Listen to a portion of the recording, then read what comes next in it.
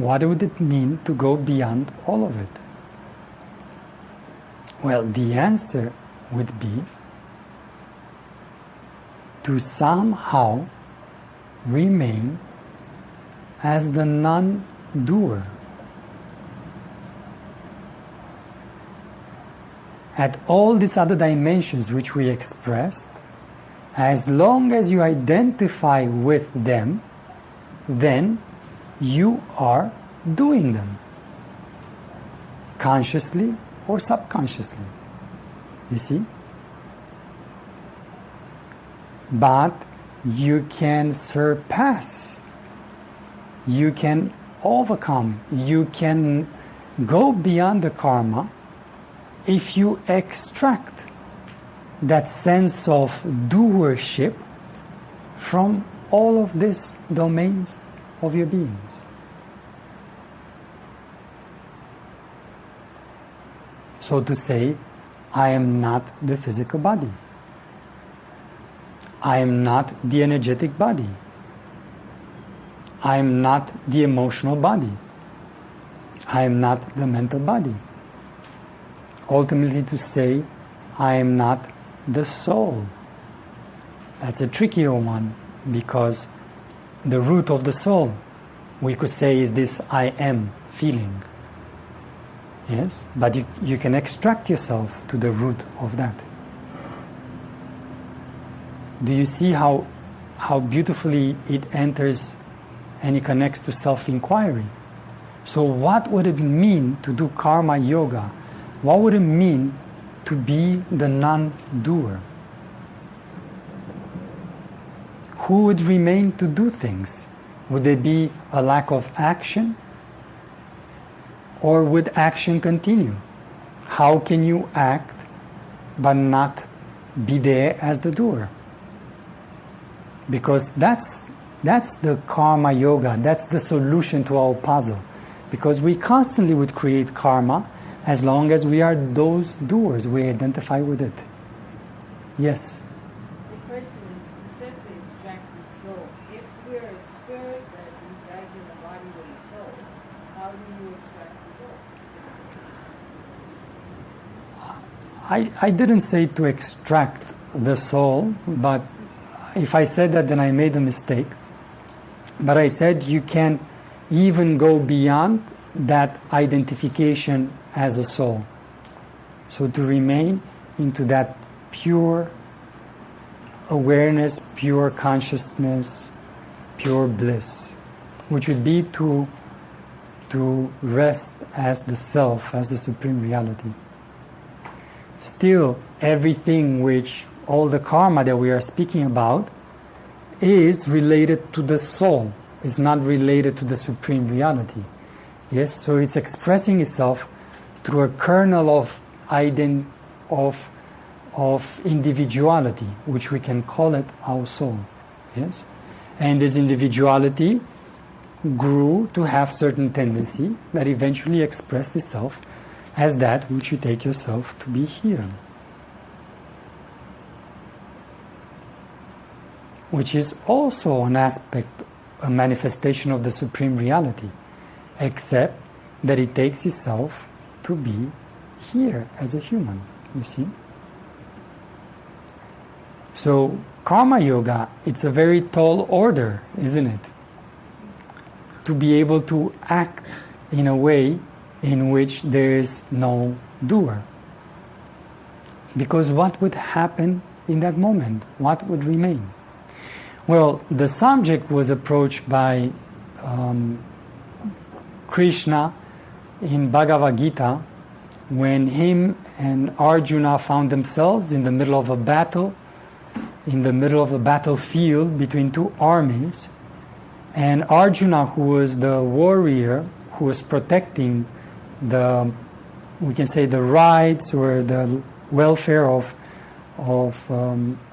the people who were living on the land, he started having regrets, or rather doubts, about whether he should fight, because in the other army there were people that he loved, his teachers, his cousins, and so on and so forth, his family. So he was in doubt. He didn't know how to act. And he didn't know what to do. Should I start the war? Should I not? My dharma, that means my duty, is to protect the people of the land. But my heart says I don't want to kill my teacher. I don't want to hurt him. So what should I do in this moment? It's a very difficult situation. And in this moment, Krishna, the avatar of Vishnu, he simply said, I will teach you how to do karma yoga, how to act from a place where you transcend karma yoga. You transcend the action themselves. And he told him to go ahead and do the duty that you need to do that which needs to be done. Which of course, it's a very interesting thing to see that it's a very shocking example, because here you have an avatar of the Supreme Consciousness telling a human being, go to war and kill other human beings. So it's something that is meant to be given not as an advice to go to war, but an advice that says, even in such a situation, when you are bound by your duty of your dharma, of your caste as a warrior, as he was described when this book was written at that time, even when you have to do those atrocious acts of fighting against those very beings which you take to be, which are your family and the ones that you love, even that can be transcended from a different perspective. And Krishna started teaching Arjuna karma yoga and started saying, well, who do you take yourself to be? As long as you take yourself to be Arjuna the warrior, you will incur the karma. As soon as you think that you are this actor, you will incur the karma. And he starts saying, who are you? The self-inquiry also entering there. He says, you are smaller than a seed of mustard. You are bigger than the largest mountain. The wind cannot dry you. The water cannot wet you. The fire cannot burn you. The sword cannot cut you. Who are you? If you enter in this world, who do you take yourself to be? Can't you see that you are just an actor acting your play in this theater of the life? Don't take yourself to be the actor. Take yourself to be that which is beyond that stable quality, which is not the actor, the action, the war that is about to happen, those things which you are about to do when you enter in that formal karma yoga practice. Don't take yourself to be that. So then, who am I? You see? This is the question. Who am I?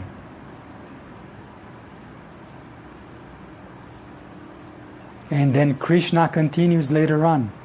And then he says, well, what would happen if I'm not the actor? If I don't do anything? And he says, well, you, who you truly are, do not do anything. And then he said, let the gunas act upon the gunas. Yes, in the tradition they speak about the different gunas, the different qualities of the universe, the tamas, the rajas, and the sattva. And he said, let nature act upon nature. This very moment in which we are right now, we are in this very moment right now, we can look at this moment as different forces of natures acting upon different forces of nature. So of course we can take the natural thing, the air blowing, the light being here giving us light, but also other things as being here as human beings. The development of language, of concepts, so I can shoot from my consciousness to your consciousness, which is the same consciousness, but through a different body, little bits of presence, light, of information, or whatever we want to call it. But who is doing this? Who is here? What is this present moment right now? How is it unfolding?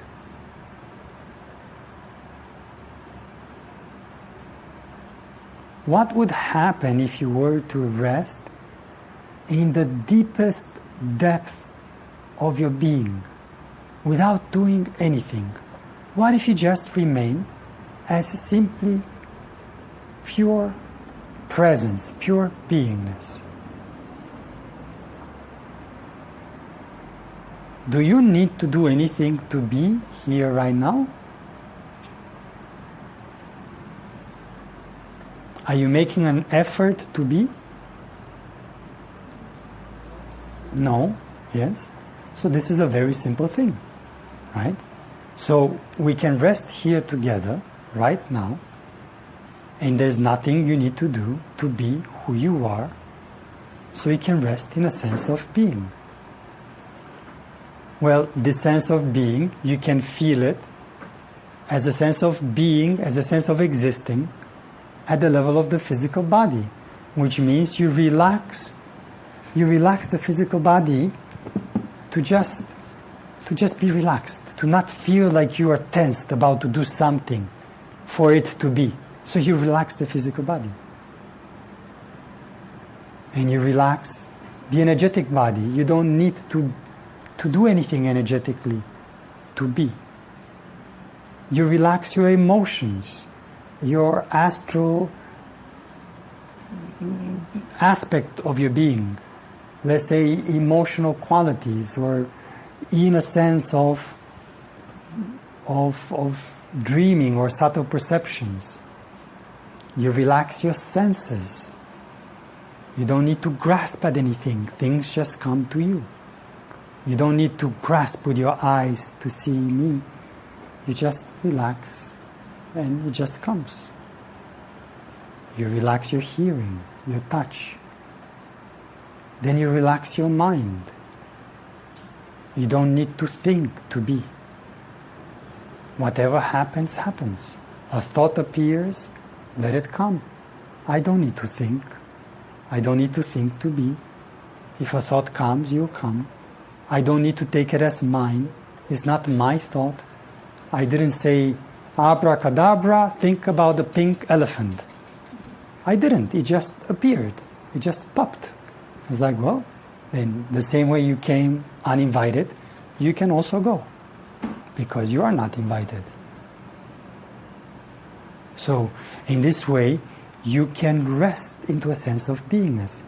But the more you rest into each of these domains, the more something more profound remains. That sense of awareness, consciousness, is there, remaining more profoundly, remaining more deeply. Yes? Something is. Something is. A sense of beingness is. And yes, it pervades the body, the energy, the emotions, and the mind. It pervades it. But it pervades it from a source. And we can rest as that. And that source is one which is not a place which lacks stability. On contrary, something which is very stable, which is there whether you are emotional or non-emotional, whether you are thinking or not. So it's a deeper domain of our being. It's as if I took again this pendulum and I turn it upside down, and as it moves, the surface of things moves very big, very unstable, but the point of contact is always the same, no matter what movement I do. You see? So this remains very stable. On the surface, it seems like many things are happening, but here it's always remaining very, very stable.